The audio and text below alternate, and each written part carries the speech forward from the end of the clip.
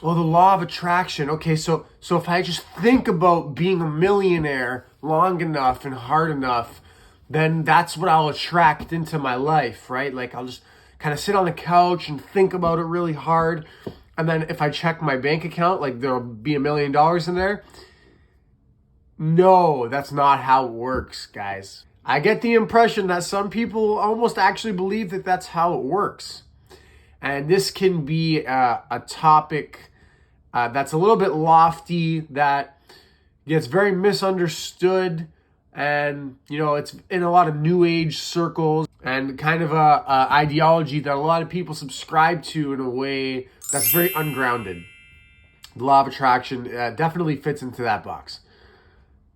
And I've definitely seen that firsthand. I've heard people speak about it, and it's just not reflected in their life that way at all. And it's just completely misunderstood and actually gets like a pretty bad rap. The reputation of like the law of attraction is that it's more or less bullshit because of the way that it gets misinterpreted and misconveyed and kind of bought into as a belief system by a lot of people that don't seem like they are very grounded. But the law of attraction is very real. It is a phenomenon that is very observable when you are aware of what it actually is. So I have a video already about what is the law of resonance. You can go check that out. I'll kind of recap, law of resonance, law of attraction, same sort of thing. I'll sort of recap what it is real quick, but this video isn't about what the law of attraction is. It is about how to actually use the law of attraction. Because understanding what the law of attraction is one thing, but understanding how to use it to actually attract things into your life is a completely other thing. So I'll quickly go over what it is, just to give you a recap, but I'll put a card over here where you can go check out this video. It is more in depth into what the law of attraction actually is. And then you can come back here and check out a more in-depth dive into how to actually use it. So in short, conceptually, what the law of attraction is a philosophy that states your internal world, what you're feeling internally, your vibrational content internally, will be reflected to you externally. So you will attract into your world what you are feeling on the inside. If your feelings are like quite positive, you'll be attracting more positive things into your life, things that you perceive as positive. If your feelings are rather negative, you'll be attracting negative things into your life, and you'll be perceiving situations negatively. That psychologically, that kind of makes complete sense. It's very logical. Your internal state will even just affect the way that you perceive your external state. So you can have two things that are maybe quite the same, but will drag somebody down who's already feeling negative, and introduce the same thing into somebody who's feeling positive, introduce the same thing into their day or their life, and they might find a way to perceive that thing in such a way that it actually pulls them up. Maybe it's a situation that's not so favorable, but they perceive it as a learning experience, and so they feel even better.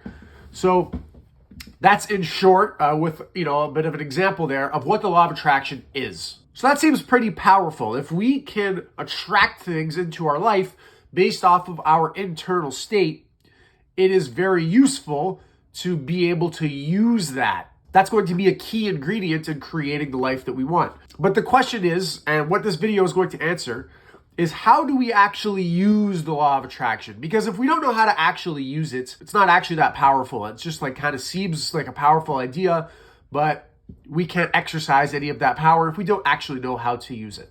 So in this video, I'm going to break that down. And to break that down, I want to introduce us to a topic called your point of attraction. At any given time, your internal world, your internal emotional content has a point of attraction. So to recognize what your point of attraction is, you need to become aware of your feeling states internally.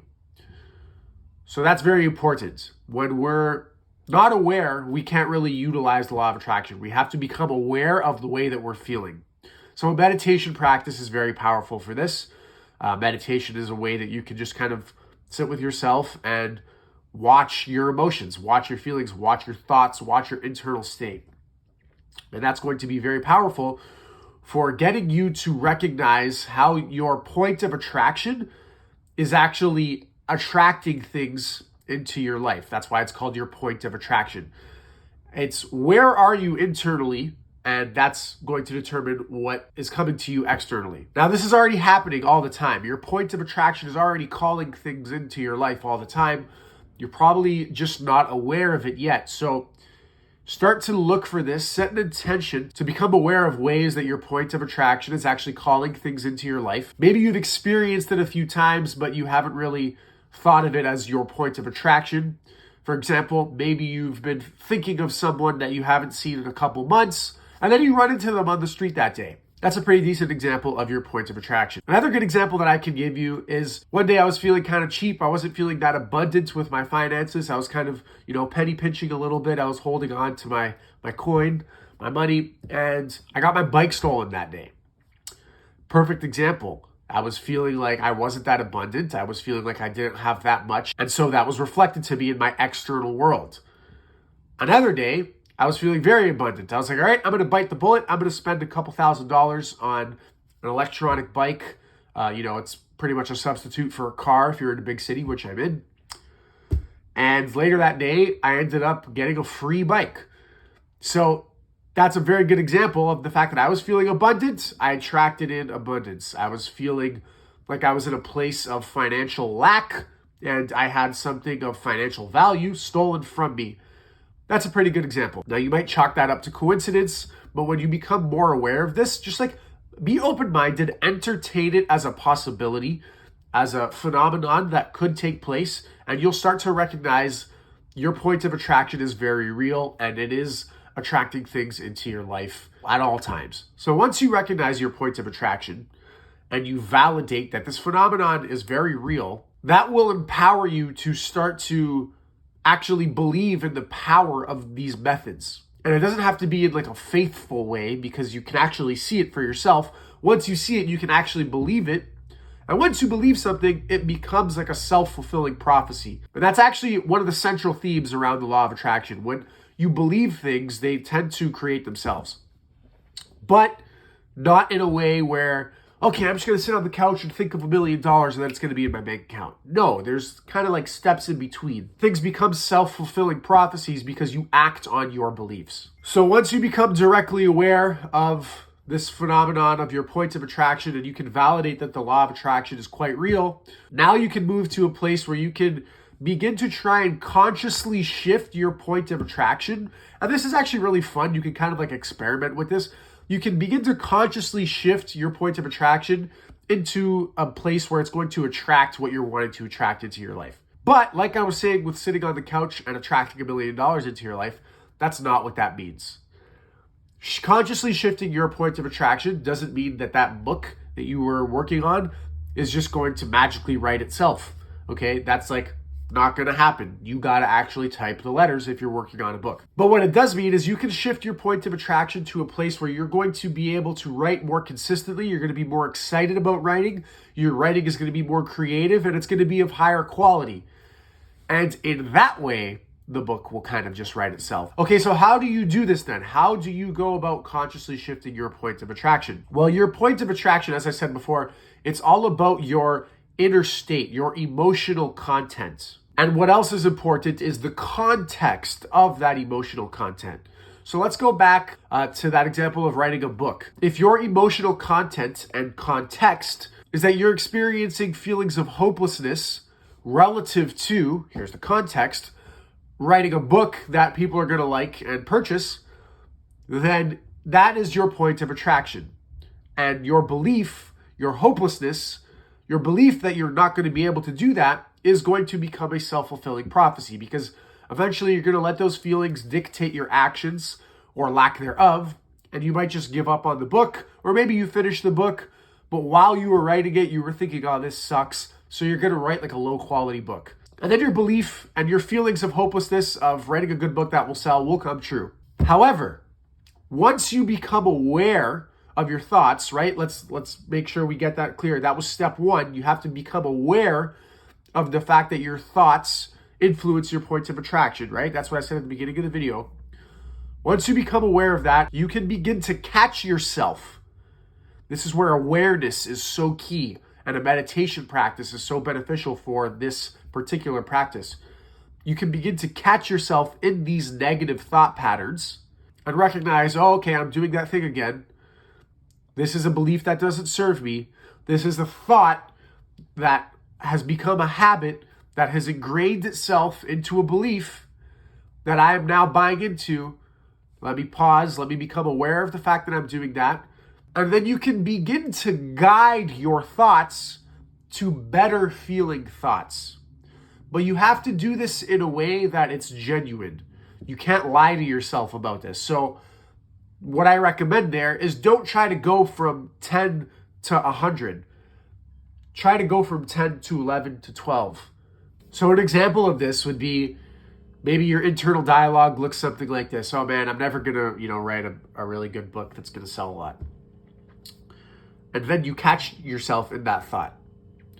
And then you start to guide your thoughts by exercising your power of will, consciously exercising your power of will. You guide your thoughts through using your awareness to thinking, okay, that's a negative thought. I'm aware of it. Let me guide it to a better place. You know what? That's not actually true. There's no reason that I can't write a good book. In fact, it's actually unreasonable for me not to be a really good writer if I just keep doing this. You know what? Now I'm feeling more motivated. I'm feeling more encouraged to keep going and keep being consistent with my writing. And now you're in a better feeling place. Your point of attraction is higher. You are vibing higher, so to speak. Your vibrational content, your emotional content is higher. And now you're in a place of feeling motivated, feeling like you're just going to be consistent with writing. You're not feeling like you're a bad writer. You're feeling like it only makes sense for you to eventually be a good writer, and that the more you write, the better you get. And because of that, you're going to write better. You're going to probably be more creative, and it's going to be higher quality work, and it's actually going to come with less resistance. So you see how in this example, we just consciously shifted ourselves from a place of follow the trajectory, not writing a good book, to follow the trajectory, becoming a best-selling author in maybe 5-10 years. You see how that works? Okay, so I just gave you an example of how this works. I'm going to sum up the key components here now. So it's how to actually use the law of attraction. What you have to do is become aware of your point of attraction on a regular basis. Start to recognize how your point of attraction actually calls things into your life and affects your external reality. Once you become aware of the fact that that phenomenon is truly occurring, get better at becoming aware of your beliefs and your thought patterns. So meditation practice, like I said, can be a key component here because that's going to empower you with that awareness. Once you are empowered with that awareness, you can set the intention and start to catch yourself when your vibrational content, your emotional content is quite low. When you're feeling pretty negative emotions and your point of attraction is quite low, you can catch yourself, and instead of letting yourself stay low or get even lower, start to guide your thoughts in an authentic way into better feeling thoughts. And don't go from 0 to 100, like I said, because it has to be authentic. Go from 0 to 1 to 2 to 3. One thought at a time. That's the key component right there. Guide your thoughts to better feeling thoughts, because that is going to shift your emotional content, which in turn shifts your point of attraction. So that is how you use the law of attraction to create what it is that you want. Because you're using the law of attraction all the time already. You just have to recognize how it is that you're using the law of attraction already by recognizing your point of attraction. And then you can go about consciously shifting it by becoming aware of your thoughts and then consciously guiding those thoughts to better feeling places, especially relative to whatever it is that you're trying to create. So that goes back to what I said before about your point of attraction coming down to your emotional content and the context of that emotional content. So those are your steps. Recognize that the phenomenon is true. Observe it. See how you're already using it without really knowing it. Next, become aware of your thoughts more consistently. Step 3, begin to catch those thoughts when they're in a low place and guide them towards a higher feeling state authentically to raise your point of attraction. And that is how you utilize the law of attraction. So I know the law of attraction could be a pretty lofty topic, but I hope I really broke that down very logically and very reasonably for a lot of you rational, logical thinkers who are kind of skeptical about a lot of these lofty topics, and rightfully so. I don't blame you. There's a lot of fluffy takes on something like the law of attraction, but it is very real, and I hope I just broke down for you in a way that is very graspable and very reasonable how this works and how you can use it too. So that's it for today's video, guys. I hope you enjoyed. If you did, be sure to give it a like, subscribe to my channel for more content like this, and let me know what you thought in the comments down below. Thanks for watching. Take care. Have a good one.